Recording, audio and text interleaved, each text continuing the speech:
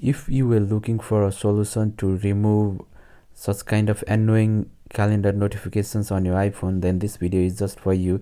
As you can see, there are a lot of calendar events added to this iPhone currently. All you need to do to remove this is to go to your iPhone settings, go to your calendar, and then open up accounts, and then you will see very abnormal account listed here. It might have been added while clicking on any spammy websites or links. Then we just need to delete this account. So straightforward, just delete this account to delete all the subscription that has been added from your iPhone to this calendar event.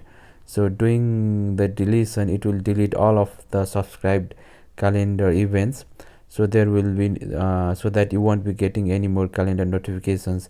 It might take a while to update. Let me just open it up and then close the calendar app again so that it will be gone. So currently there's no more any such kind of notifications here. So this such kind of calendar events might get added when we visit some risky websites or click on the links or through ads like that. So this is it. So as you can see, there's no more calendar event here. I'll also add the official Apple documentation to the end of this video, this one, and then in the description below. Thanks for watching. Have a great day.